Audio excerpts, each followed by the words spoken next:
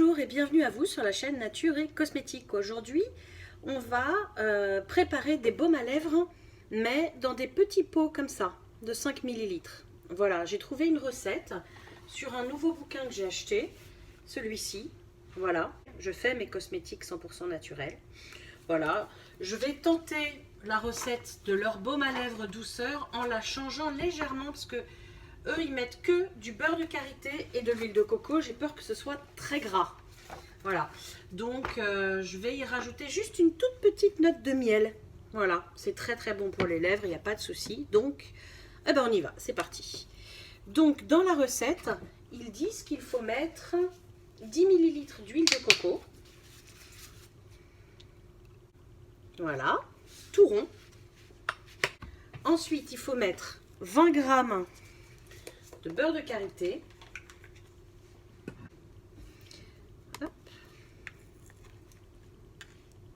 20,2.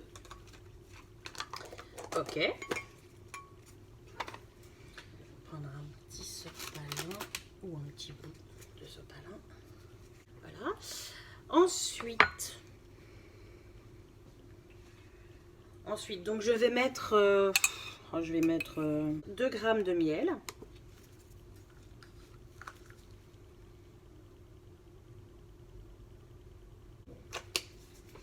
Et on va faire chauffer le tout.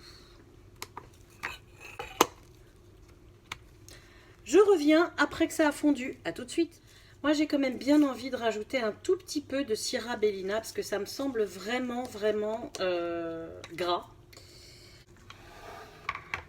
Je vais prendre ça avant que ce soit intégralement fondu. Et je vais rajouter 1 gramme. Hein, j'ai pas besoin d'en rajouter une tonne, surtout qu'il n'y en avait pas de prévu normalement, mais je préfère. 1,1 g. Et on remet le tout à fondre. Ça y est, la recette est intégralement fondue, mais le miel se mélange pas très bien.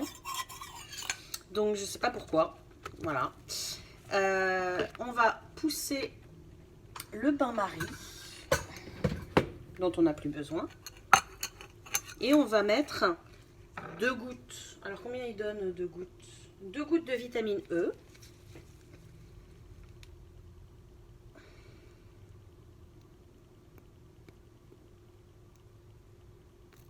Voilà.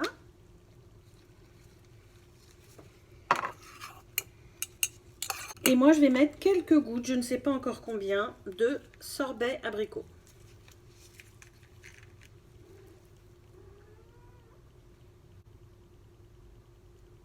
Voilà, 10, 11.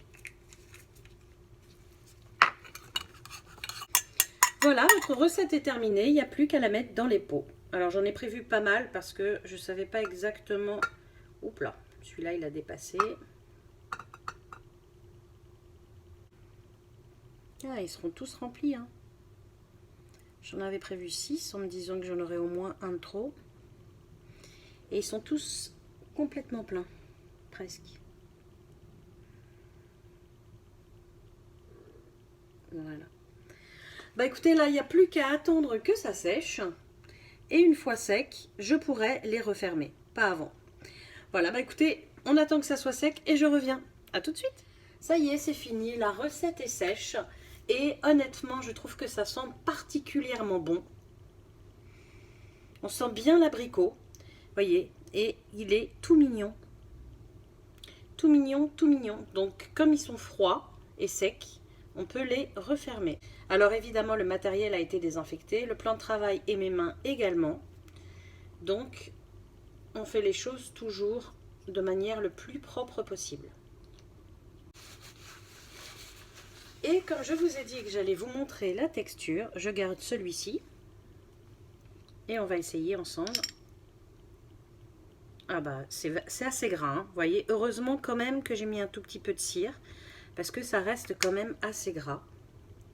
Il faut vraiment en mettre un tout petit peu.